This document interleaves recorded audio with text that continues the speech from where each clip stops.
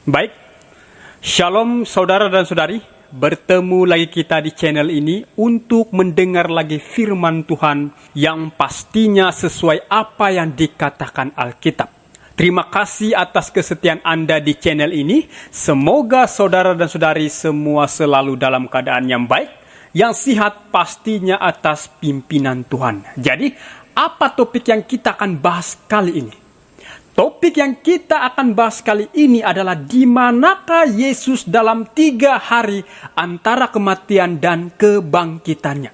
Karena ada pendapat yang mengatakan bahwa Yesus pergi memberitakan Injil kepada roh-roh di dalam penjara yang terdapat dalam kitab 1 Petrus 3 ayat 19. Nah, apakah benar?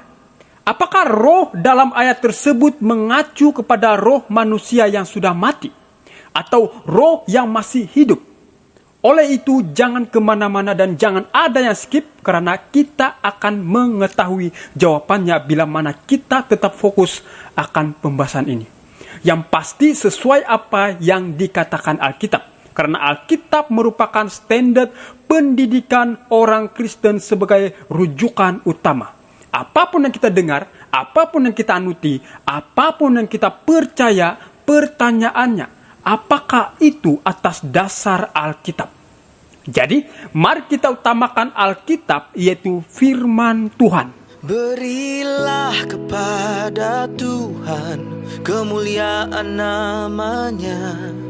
Sujudlah kepada Tuhan dengan berhiaskan kekudusan. 1 Petrus 3 ayat 18 hingga 20. Sebab juga Kristus telah mati sekali untuk segala dosa kita. Ia yang benar untuk orang-orang yang tidak benar, supaya ia membawa kita kepada Allah. Ia yang telah dibunuh dalam keadaannya sebagai manusia, tetapi yang telah dibangkitkan menurut roh. Dan di dalam roh itu juga ia pergi memberitakan Injil kepada roh-roh yang di dalam penjara, yaitu kepada roh-roh mereka yang dahulu pada waktu Nuh tidak taat kepada Allah, ketika Allah tetap menanti dengan sabar waktu Nuh sedang mempersiapkan bahteranya, di mana hanya sedikit, yaitu 8 orang yang diselamatkan oleh air bah itu. Saudara dan saudari, dari abad ke abad, guru-guru besar dari berbagai aliran memiliki penafsiran yang beragam mengenai Yesus dalam 3 hari antara kematian dan kebangkitannya. Ia pergi memberitakan Injil kepada roh-roh di dalam penjara. Namun, apapun penafsiran itu, siapapun menerjemahkan itu, pertanyaannya, apakah itu sesuai Alkitab? Karena ada penafsiran yang tidak berlandaskan Alkitab, yang hanya berlandaskan pemikiran manusia semata-mata. Namun, jika penafsiran itu berlandaskan Alkitab, maka sudah tentu kita percaya. Oleh itu, pembahasan ini bukan atas dasar pemikiran admin, tetapi ini sesuai apa yang firman Tuhan katakan. Artinya, membiarkan Alkitab yang berbicara. Pertanyaan yang sering ditanyakan, apa yang dimaksudkan dengan roh-roh yang di dalam penjara dalam ayat tersebut? Kita akan segera mengetahuinya ketika kita tetap fokus pembahasan ini. Sebelum kita menjawab pertanyaan ini, kita terlebih dahulu perlu memahami apa arti dalam kalimat yang mengatakan, dan di dalam roh itu juga ia, Yesus, pergi memberitakan Injil kepada roh-roh yang di dalam penjara. Pertanyaannya, siapa yang mengabarkan Injil ini? Kira-kira siapa? Nah, untuk mengetahui jawaban itu, kita boleh lihat ayat itu sekali lagi. Mari kita lihat. 1 Petrus 3 ayat 18 dan 19. Sebab juga Kristus telah mati sekali untuk segala dosa kita, ia yang benar untuk orang-orang yang tidak benar, supaya ia membawa kita kepada Allah. Ia yang telah dibunuh dalam keadaannya sebagai manusia, tetapi yang telah dibangkitkan menurut roh. Dan di dalam roh itu juga ia pergi memberitakan Injil. Untuk lebih memahami kata penghubung, yaitu di dalam, kita perlu kembali ke bahasa aslinya, yaitu Greka. Karena yang lebih dahulu, yaitu bahasa aslinya Greka, bukan bahasa Indonesia. Ya. Di mana dalam bahasa aslinya di dalam adalah enho, yaitu in which. Jadi kata pendahuluan dari kata penghubung itu merujuk kepada in spirit, di dalam roh. Jadi ini merujuk kepada suatu keadaan yang sedang berada di dalam roh, in spirit. Jadi dengan kata lain ini merujuk kepada Kristus di dalam keadaan sebelum penjelmaannya. Suatu keadaan yang sama seperti sesudah kebangkitannya dari kubur, di mana sifat almiahnya digambarkan sebagai di dalam roh. Perhatikan ayat ini. Yohanes 4 ayat 24. Allah itu roh, dan barang siapa menyembah Dia, harus menyembahnya dalam roh dan kebenaran.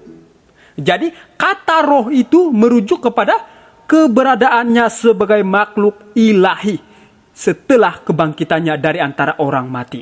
Boleh kita lihat dalam beberapa contoh ayat seperti dalam Roma 1 ayat 3 ayat 4, Yohanes 4 ayat 24, 1 Timotius 3 ayat 16, 1 Petrus 4 ayat 5.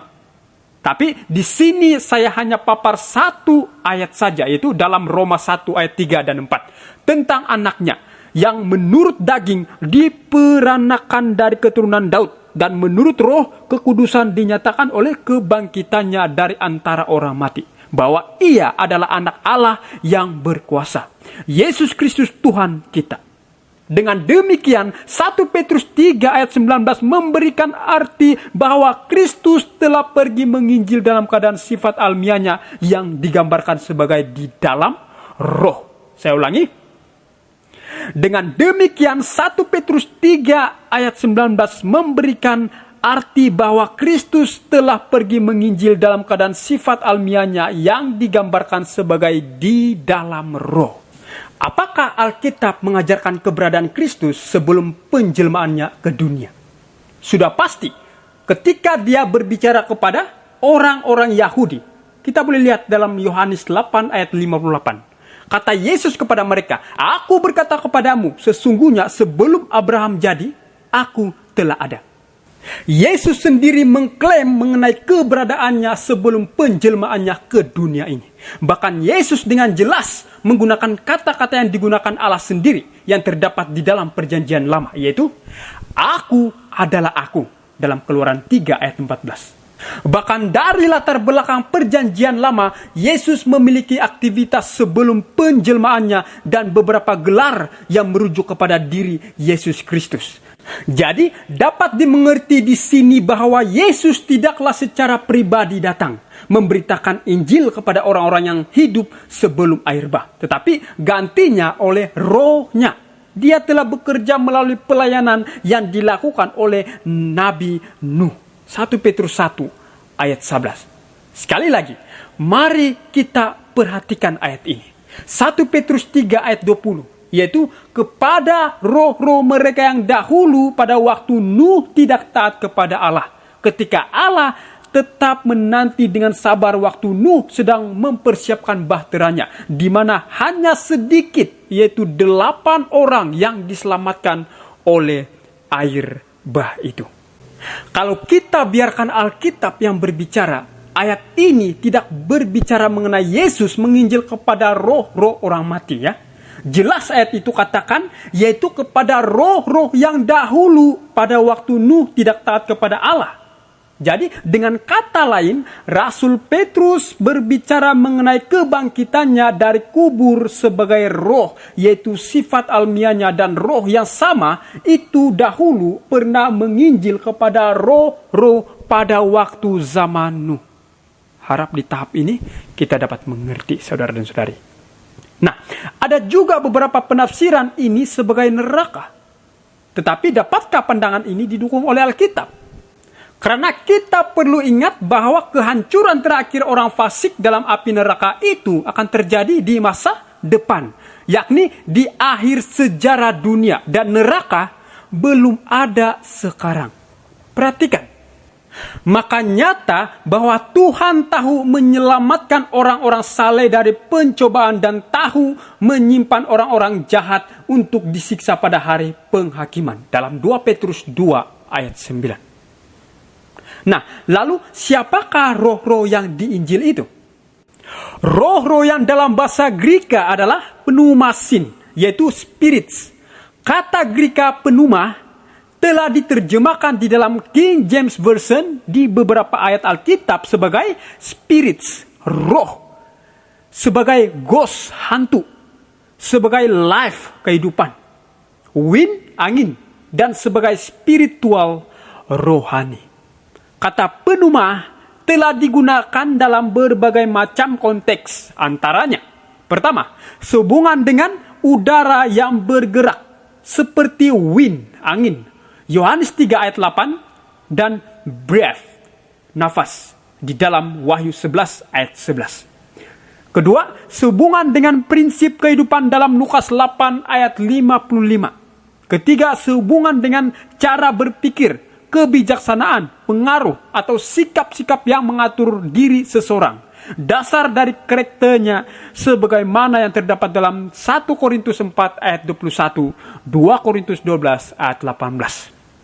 Keempat, sehubungan dengan makhluk yang tidak memiliki tubuh jasmani, seperti para malaikat, Ibrani 1 ayat 14. Dan yang terakhir, sehubungan dengan pribadi Roh Kudus dalam Matius 1 ayat 18. Jadi, apa yang dimaksudkan Petrus ketika dia menyebutkan istilah roh-roh yang dalam penjara di dalam ayat itu?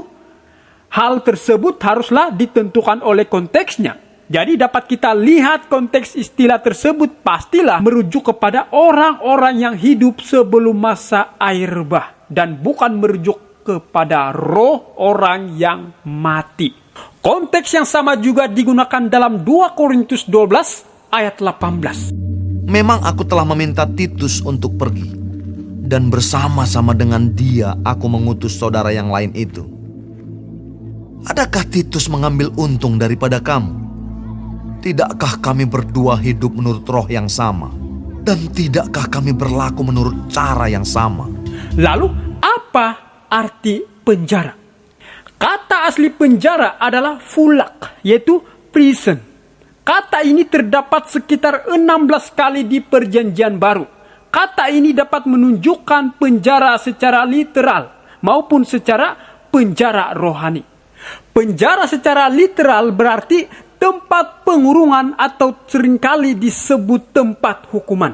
Manakala penjara secara rohani berarti hilangnya kemerdekaan seseorang sebagaimana yang Yesus uraikan bahwa setiap orang yang berbuat dosa adalah hamba dari dosa tersebut seperti dalam Yohanes 8 ayat 34. Jadi kemerdekaan dari penjara secara rohani, gambaran tersebut di dalam Perjanjian Lama telah ditunjukkan oleh misi dari kedatangan Mesias yang akan datang. Yesaya 42 ayat 7, Yesaya 61 ayat 1, dan Lukas 4 ayat 18. Jadi roh-roh yang di dalam penjara di sini berarti orang-orang yang hidup di zaman Nuh pada waktu itu hidup di perbudakan setan dalam keadaan masih hidup. Konteks penjara yang sama digunakan dalam Mazmur 142 ayat 8. Dalam 2 Petrus 2 ayat 5, Rasul Petrus menggunakan kata kerja Greka yaitu laksen, epulaksen, menggambarkan bagaimana Allah telah memelihara dan menyelamatkan Nabi Nuh, si pengkhotbah itu. Kenyataan bahwa ketika mereka semua masuk ke dalam bahtera dan Allah menutup bahtera itu dari luar, Kejadian 7 ayat 16, dan inilah di mana Tuhan menjaga dan memelihara mereka. Jika demikian, dalam 1 Petrus 3 ayat 19, di mana roh-roh di dalam penjara secara sederhananya berarti merujuk kepada umat manusia yang berdosa. Lalu pertanyaan selanjutnya, apa hubungan antara roh-roh yang dipenjara dan pelayanan Yesus? Alkitab dengan tegas mengajarkan bahwa mereka yang menyerahkan kepada kuasa dosa menjadi tawanan dan budak dosa tersebut. Yohanes 8 ayat 34, Roma 6 ayat 16. Itu sebab Kristus datang untuk membebaskan manusia yang berdosa dari penawanan si jahat dan menjadikan mereka merdeka di dalam Dia. Oleh itu, di manakah Yesus dalam 3 hari antara kematian dan kebangkitannya? Ketika Kristus mati, Dia ditempatkan di dalam kubur, di mana dia beristirahat sampai pagi kebangkitan. Ketika dia bangkit dari kubur, pintu kubur Yesus yang terbuat dari batu itu terguling. Kemenangannya atas kematian juga ditandai dengan kebangkitan, dan banyak mayat orang-orang kudus yang tertidur dibangkitkan. Kita boleh lihat dalam Matius 27 ayat 52. Kelompok orang-orang inilah yang menjadi tawanan maut, yang dibawa Yesus bersamanya ke surga ketika ia naik. Jadi, saudara dan saudari, sekali lagi dalam pembahasan ini, kita telah menemukan bahwa in which, yaitu di dalam, menunjukkan kepada keadaan Yesus sebelum penjelmaannya, di mana sifat almiahnya digambarkan sebagai di dalam roh. Karena Allah itu roh, boleh lihat dalam Yohanes 4 ayat 24. Dan Alkitab begitu jelas mengajar akan keberadaan Yesus sebelum penjelmaannya. Namun, Yesus tidak secara pribadi datang kepada orang-orang jahat yang hidup sebelum air bah. Gantinya, dia telah bekerja melalui pelayanan penginjilan yang dikerjakan melalui pelayanan Nabi Nuh, sebagaimana juga nabi-nabi perjanjian lama yang lain. Dengan kata lain, Yesus telah ada dalam bentuk roh, dan roh Kristus tersebut telah mengilhami Nabi Nuh. Dan kita juga telah pun menemui arti roh-roh di dalam penjara, di mana ayat tersebut merujuk kepada penjara secara rohani, di mana penderitaan Kristus adalah penderitaan bagi orang-orang berdosa supaya dia dapat membawa mereka kepada Allah. Lihat 1 Petrus 3 ayat 18. Kata tidak taat di dalam 1 Petrus 3 ayat 20 dapat diterjemahkan secara literal sebagai orang yang tidak percaya. Dengan demikian, ekspresi dari roh-roh di dalam penjara jelas menunjukkan kepada orang-orang yang tidak mau percaya dan menolak pekabaran yang disampaikan melalui Nabi Nuh selama mereka masih hidup. Jadi kata menginjil atau mengabarkan Injil itu identik, dituju kepada yang masih hidup. Tidak ada istilah menginjil kepada orang yang sudah mati. Karena keselamatan secara dinilai pada saat dia masih hidup, bukan roh yang tidak berkepribadian. Jadi, dengan kata lain, Alkitab secara sederhana mengajarkan bahwa seorang haruslah menerima atau menolak keselamatan semasa dia masih hidup sekarang. Oleh karena masa pencobaan bagi manusia akan berakhir pada saat kematiannya. Pelajaran yang kita dapat melalui pembahasan ini adalah Yesus menginginkan agar manusia tidak hanya dapat lepas dari penderitaan yang bersifat duniawi sekarang ini, tetapi juga agar dapat terhindar dari penderitaan yang akan datang, yaitu kematian kekal. Yesus adalah satu-satunya seorang juru selamat yang dapat melakukan pekerjaan penyelamatan ini dalam menyelamatkan manusia yang berdosa dari penjara dosa dan kematian yang telah menawan mereka. Oleh itu, marilah kita terima Yesus sebagai Tuhan dan Juru Selamat pribadimu mulai dari sekarang. Bertemu lagi kita di video selanjutnya. Tuhan Yesus memberkati kita semua. Amin.